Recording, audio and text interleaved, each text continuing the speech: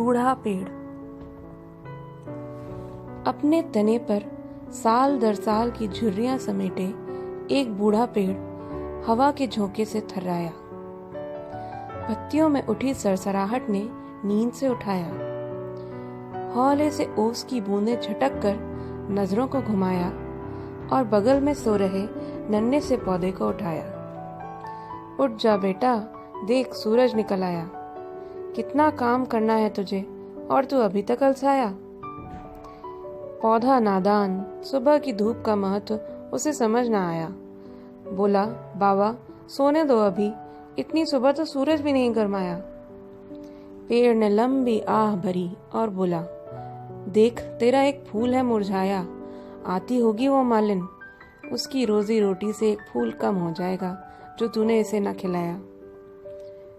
पौधे ने कुछ बेमन से अपने पत्तों को उठाया, जड़ों को हिलाया और काम पे लगाया। देखते ही देखते फूल खिल आया। मालिन संग एक माली आया, फूल को सहलाया और तोड़कर पौधे को पानी से नहलाया। जब चले गए माली मालन तो पेड़ ने फिर फरमाया, बेटा ये दुनिया का दस्तूर मुझे देर में समझ आया। ये लोग बहुत मतलब परस्त हैं। मेरे अगल बगल पहले एक बाग था। एक दिन बड़ा सा बुलडोजर आया और एक ही झटके में सबको उसने गिराया। जानता है मुझ पर क्यों रहम खाया? क्योंकि मेरे फलों को बेच बेच कर इन्होंने खूब पैसा कमाया।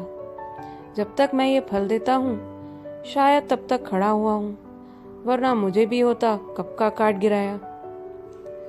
पौधा कुमलाया, नजर घुमा इधर उधर देखा।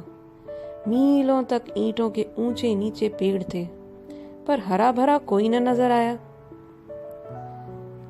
बोला, पर बाबा मैंने तो सुना है इनको जीवन प्रदान करने वाली वायु भी हमसे मिलती है। ये सब करने से पहले इनको अपने विनाश का भी ख्याल ना आया। पेड़ की पत्तियों ने करवट बदली और पूरा पेड़ लहराया।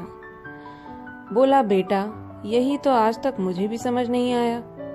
इन्होंने ऊपर चढ़ते चढ़ते पीछे की हर सीढ़ी को काट गिराया। न जाने वहां से उतरेंगे कैसे जहां उन्नति ने इन्हें पहुंचाया।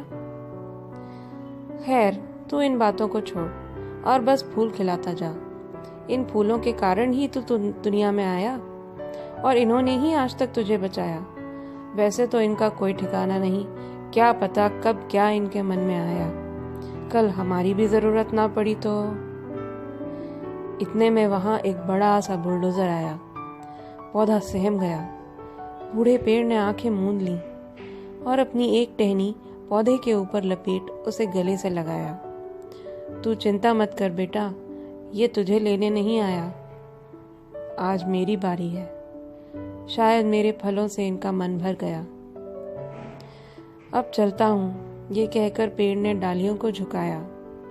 बुलडोजर अब एकदम निकट आया और देखते ही देखते भरा पूरा पेड़ अपनी अनेकों टहनियों और पत्तियों सहित गिरता हुआ नजर आया। पेड़ के गिरने की झंझनाहट ने जैसे बादल को गरजाया और धरती को हिलाया। बरसों से खड़े उस विशालकाय पेड़ की जड़ों ने धरती को कितने अंदर तक बांध रखा था, ये किसे नजर आया।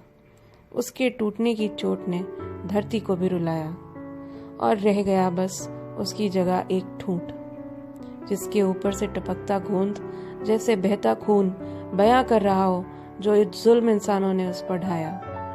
इतने बरसों की निष्पक्ष दानवीरता का ये फल उसने पाया। अपनी आखिरी सांसों में उसने एक आखिरी बार डालियों को झकझोरा और बचे हुए कुछ फल जमीन पर गिरा आया और रोता बिलबिलाता रह गया अकेला एक पौधा, जिस पर लिपटी रह गईं उस बूढ़े पेड़ की कुछ टहनियां।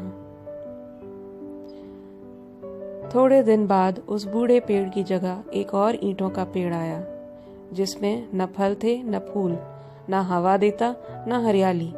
फिर भी उसे किसी ने न गिराया। पौधे को अब तक न समझ आया कि इन सब पेड़ों को गिरा के इंसानों ने क्या पाया। खैर मालिन आती होगी, ये सोच फिर एक बार पौधे ने अपने पत्तों को उठाया, जड़ों को हिलाया और काम पे लगाया। देखते ही देखते फूल खिलाया। देखते ही देखते फूल खिलाया।